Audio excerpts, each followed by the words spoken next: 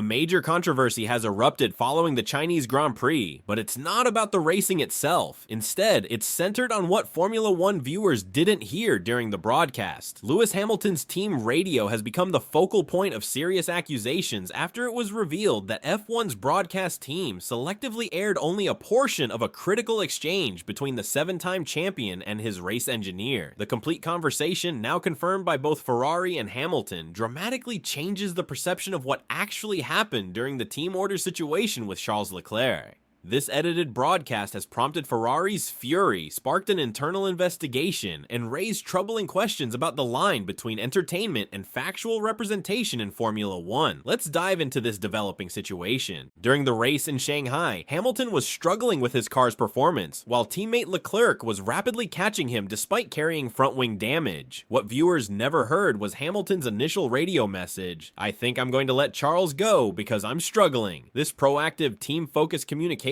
showed Hamilton taking initiative to benefit the team's strategy. Instead, what was broadcast was only Hamilton's follow-up comment when asked about swapping positions at turn 14. His response, "I'll tell you when we can swap," appeared to show resistance to team orders when taken out of context. Without the crucial first message, social media erupted with criticism of Hamilton seemingly defying his team. Ferrari team principal Fred Vasseur was visibly upset in post-race interviews, calling the selective broadcasting a joke and suggesting it was deliberately done to create a mess and manufacture drama. "The first call came from Lewis," Vasseur emphasized. "Lewis asked us to swap, but to make the show, to create drama around the situation, they broadcast only the second part."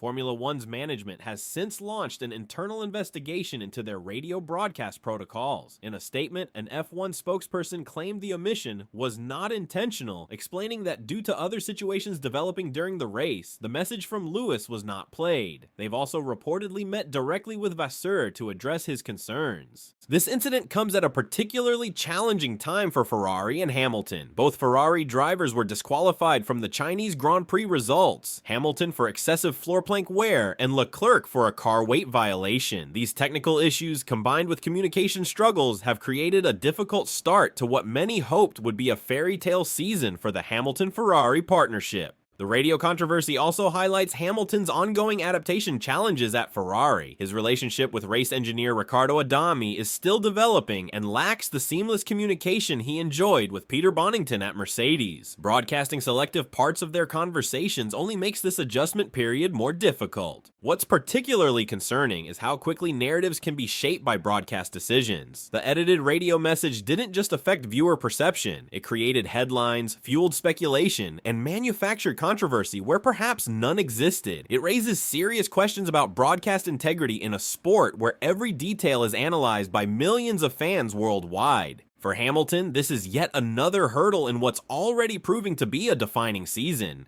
He came to Ferrari to make history, but finds himself navigating not just car performance issues, but also communication challenges, both inside the garage and in how his actions are presented to the world. What do you think about F1's selective broadcasting of team radio? Was this a simple mistake or something more deliberate? Let us know your thoughts in the comments below, and don't forget to subscribe for more Formula One insights and analysis. Fred Vasseur has just made a crucial decision regarding Lewis Hamilton's concerning team radio communication in Australia. This move could completely transform the seven-time champion's adaptation process at Ferrari, potentially defining his entire 2025 campaign. The communication breakdown between Hamilton and his race engineer exposed serious issues that need immediate attention before the Chinese Grand Prix. What exactly went wrong during those crucial exchanges? What solution has Vasseur implemented? And most importantly, will these changes help Hamilton find his rhythm at Ferrari? I'll break down all the essential details you need to know about this developing situation. The Australian Grand Prix was meant to be Hamilton's triumphant debut in Ferrari red, but instead it revealed significant communication challenges. Throughout the race, Hamilton repeatedly expressed frustration with his engineer Riccardo Adami, at one point clearly stating "leave me to it," as he felt overwhelmed by excessive information coming through his headset. After the race, Vasseur didn't shy away from acknowledging the problem. It was not a clean one at all, he admitted, recognizing the communication flow needs improvement. The timing couldn't have been worse, as miscommunication likely contributed to Ferrari's delayed pit stop decision for intermediate tires, costing Hamilton several positions during the changing weather conditions. Vasseur emphasized this isn't a long-term concern, but rather part of the natural adjustment period as Hamilton transitions from Mercedes, where he enjoyed an almost telepathic connection with engineer Peter Bono Bonington. It's the first race, the first time we have to communicate between the pit wall and the car, Vasseur explained, adding that Ferrari needs to find a better way to communicate and that they'll learn from race 1.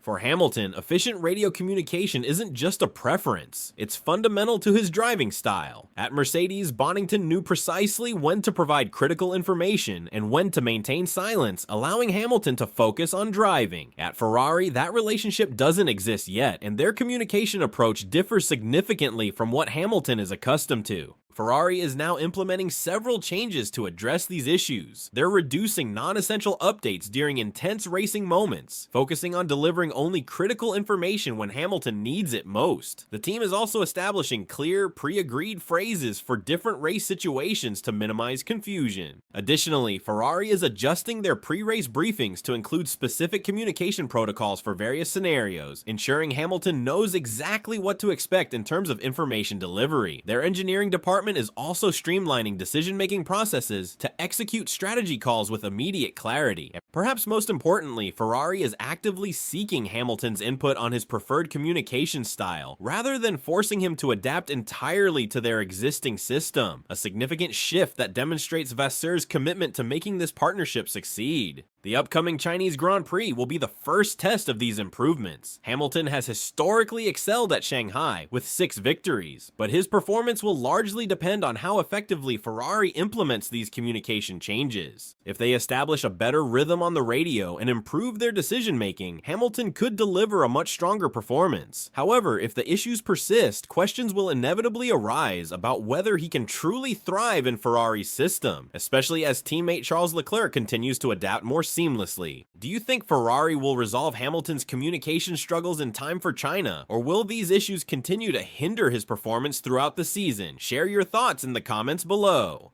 Ferrari's 2025 campaign has started with a major setback that nobody saw coming, as evidence mounts that a critical gearbox issue is forcing the team to compromise their car's performance. The Maranello squad left Melbourne with far fewer points than expected, but it's what Charles Leclerc revealed in his post-qualifying interview that has opened a fascinating investigation into Ferrari's true problems. Has the much-hyped SF25 been fundamentally compromised from the start? And more importantly, can Ferrari fix this issue before their championship hopes fade away? The evidence has been hiding in plain sight since preseason testing. During the final day in Bahrain, Lewis Hamilton's running was cut short due to gearbox troubles, a sign of things to come that few paid attention to at the time. Fast forward to Melbourne, and customer team Haas saw Oliver Behrman unable to participate in qualifying due to gearbox issues, while Hamilton himself reported gear synchronization problems over team radio during the race. But the smoking gun came directly from Leclerc, who admitted the team had to raise the ride height of both SF25s between Friday practice and Saturday qualifying. This is a crucial detail. Teams would never voluntarily sacrifice performance by raising ride height unless absolutely necessary, and the telemetry data confirms just how much performance they lost as a result. If you look at Leclerc's data from FP2 compared to his final Q3 lap, the performance drop is shocking, an F1 analyst commented. He was significantly slower in the final 4 corners of the circuit despite running with less fuel in qualifying. In turn 11 alone, he lost 8 km per hour and almost 1 G of cornering force. That's an enormous amount of performance sacrificed.